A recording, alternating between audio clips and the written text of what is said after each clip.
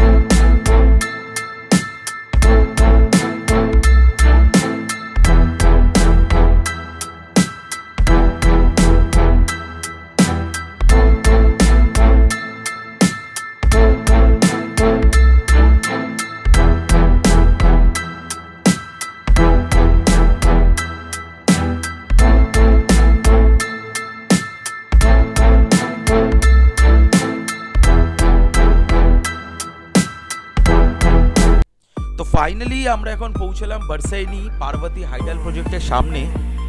এখানেই গাড়ি রেখে আমাদেরকে এগিয়ে যেতে হবে, এরপরে আর গাড়ি নিয়ে যাওয়া যাবে না। ঘড়িতে এখন দুপুর 2:30 বাজে, আর কাটাগলা থেকে আমাদের বেরোতে বেশ খানিকটা লেট হয়ে গেছিলো, সেই জন্যে পৌঁছতে এখন 2:30 বেজে গেল। ক্ষীরগঙ্গায় যাওয়ার দুটো রুট আছে, একটা হচ্ছে কালগা ভিলেজ দিয়ে, যেটা আমরা এখন যাব, আর আসার সময় আমরা নামবো হচ্ছে নাকথান ভিলেজ দিয়ে, রুদ্রনাগ ওয়াটারফলের পাশ দিয়ে। এই ট্রেকে আমরা দুটো রাস্তাই কভার করার ইচ্ছে রাখছি, যা লেট করে ফেলেছি বাকি দেখা যায়গা। তো প্রথম 2 কিলোমিটারেই যা দেখছি, যা চড়াই, এখানেই তো অর্ধেক দম শেষ হয়ে গেল।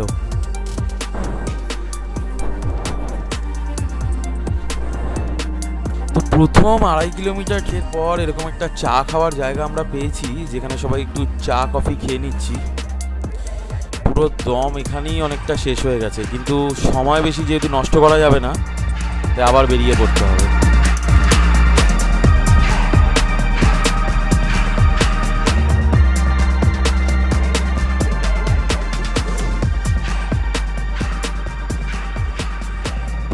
দূর থেকে দেখেই বুঝতে পারছি সামনে একটা বড় চ্যালেঞ্জ আসছে।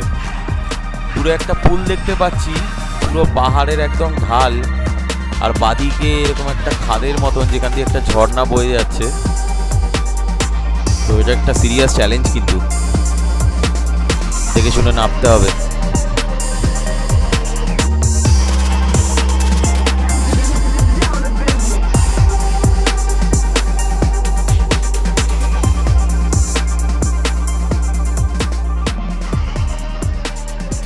রানা সাবধানে একদম।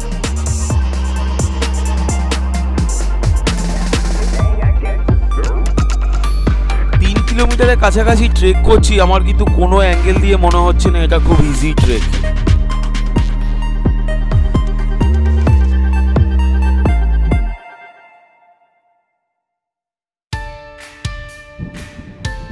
ঘড়িতে এখন বাজে অলমোস্ট 6টা, আর বিদ্যুতের আওয়াজ যেরকম শুনছি তাতে যে কোনো সময় বৃষ্টি নামতে পারে।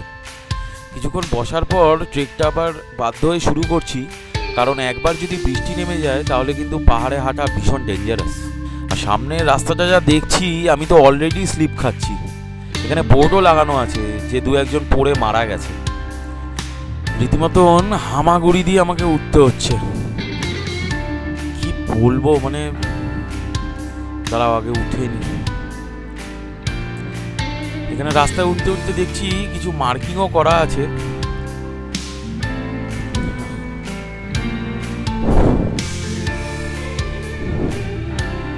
যেখানে ইয়েলো মার্ক, এদিকে যাওয়া যাবে না। আর যেদিক দিয়ে যাওয়া যাবে বলছে, আমি মানে ভাবছি আদৌ কি এটা রাস্তা? রাস্তায় এই যে ইয়েলো মার্কিং করা আছে, মানে এদিক দিয়ে যাওয়া যাবে না আর কি। এইটা হচ্ছে সব থেকে ডিফিকাল্ট। আর যেদিক দিয়ে যাওয়া যাবে বলছে, আমার যেতে সাহস হচ্ছে। ঘড়িতে এখন বাজে 6:30। সামনে একটা ওয়াটারফল দেখতে পাচ্ছি, দুটো বন্ধ দোকান দেখতে পাচ্ছি, আর কিছু দেখতে পাচ্ছি না। বৃষ্টি অলরেডি শুরু হয়ে গেছে, তো সেই কারণে অনেকেই এগোতে চাইছে না। এগোনোটা ভীষণ রিস্কিও। আর কোথাও থাকারও জায়গা নেই এখানে। নিচে নামতে গেলে 8 কিলোমিটার, ওপরে উঠতে গেলে 7 কিলোমিটার। কিছু ভালো লাগছে না, এখন ব্লগ করতেও ইচ্ছে করছে না। আগে এই প্রবলেমটা সলভ করি, তারপর দেখছি কী করা যায়। আচ্ছা, বৃষ্টি পড়ছে, তাতে ওয়েদারটা যেভাবে চেঞ্জ হলো, মানে জাস্ট তোমরা বরফ হয়তো দেখতে পাচ্ছ না। আমি ঠান্ডাটা তো আর ক্যামেরায় বোঝানো সম্ভব না, মানে লিটারেলি কাঁপছি। বৃষ্টিতে ভিজেও গেছি। আর এই ঠান্ডার যে সোর্সটা, সেটা এই জায়েন্ট ওয়াটারফলটা থেকে আসছে পুরো। এখন শুধু ভগবানই আমাদেরকে বাঁচাতে পারে। এই ক্ষীরগঙ্গায় আমরা একটা দোকানের ভেতরে ফেসে গেছি। এই যে সুমিত ঘুমাচ্ছে, বাদশা, কি এখনো ঘুমাতে পারছে না, গুড্ডু। আর এই যে বাপ্পা, কিছু বলবে ফ্রেন্ডসদের? বাপ্পাদার ফ্রেন্ডসদের কিছু বলতে চাইছে না। এই হচ্ছে আমাদের সম্বল, আগুন ফাগুন জ্বালানোর। খুব বাজে অবস্থায় যাচ্ছে আগুন, বাবা কিছু দেখাই যাচ্ছে না। হাতে মোজা পরে, প্রচন্ড ঠান্ডা। এই একটা দোকানের ভেতরে আমরা লক নিয়ে সে সন্ধ্যে 6টার থেকে বসে আছি, এত বৃষ্টি হচ্ছিল বলে। যা অবস্থা সবার, মানে আর প্রাণটা বেরিয়ে যাচ্ছে জাস্ট। অবস্থা আমাদের। একজনের দোকান ভেঙেছি, জানি না কালকে সকালে কী হবে। মারধর আছে, না পয়সা দিতে হবে, না কী হবে। তা ওর দোকানে অনেক স্টক আছে, স্টকগুলো দেখো। এই যে দেখো কত অ্যাপি ফিজ, তারপরে এই রেডবুল, আরও বিভিন্ন ধরনের খাবার, ডিম, এটা আমাদের বাঁচিয়েছে। আরও কফি টফি, তারপরে ওই যে একটা ট্রাঙ্ক দেখা যাচ্ছে, ওর মধ্যে প্রচুর খাবার ভরা আছে, প্রচুর ম্যাগির প্যাকেট। এই হচ্ছে আমাদের সিচুয়েশন। হ্যাঁ, পুরোটা প্লাস্টিকের। তো আমরা এখানে বনফায়ারও করতে পারছি না। দেখি গায়ে জল ফেলছে, আবার আমার ফেললো, ভাবাই যাচ্ছে না। জল এক ফোঁটা গায়ে এখন। আর এই যে কোনো রকমে বেঁচে গেছি কাল রাতে, এই জন্য ভগবানকে অসংখ্য অসংখ্য ধন্যবাদ। নিজেদের প্রাণ বাঁচাতে একটা ভুল করে ফেলেছি আমরা, তাই জন্য দাঁড়িয়ে আছি দোকানদারের জন্যে, ওকে কিছু টাকা পয়সা দিয়ে আসবো বলে।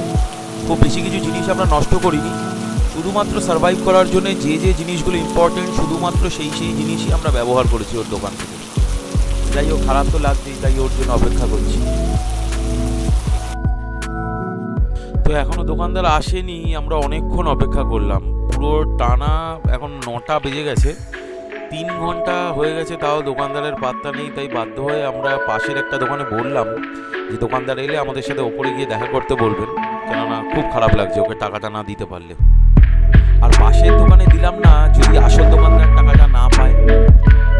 পরে ভ্যালিতে পৌঁছে দেখছি কিভাবে ওকে টাকাটা দেওয়া যায়।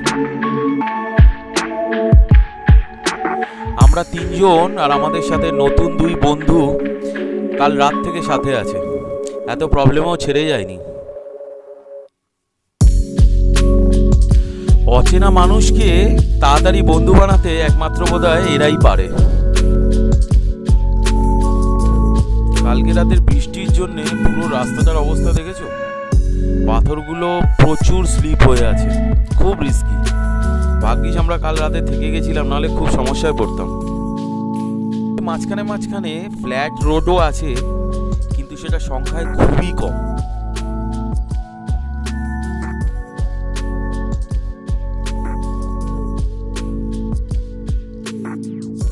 রাস্তা দিয়ে যেতে যেতে এরকম দুর্দান্ত কিছু ওয়াটারফল চোখে পড়বে।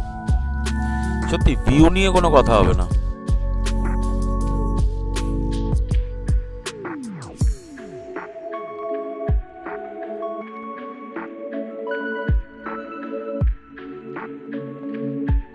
পাহাড়টা দেখে মনে হচ্ছে সোনা দিয়ে মোড়া।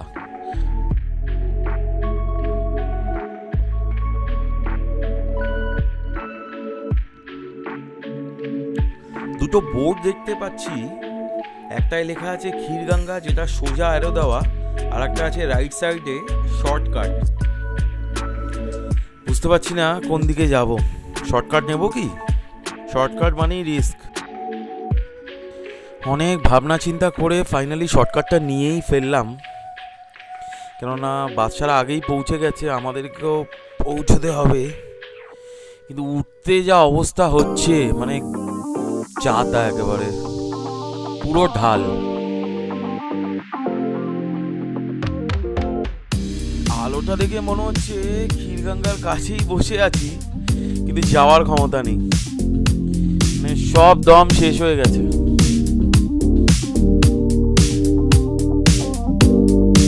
চলে এসছি, কেমন আর একটু, মানে লাস্ট এন্ডিংটা না একদম পুরো অন্নপ্রাশনের ভাত উঠিয়ে দিচ্ছে। কেমন চলো, পারতেই হবে আর একটু। কেমন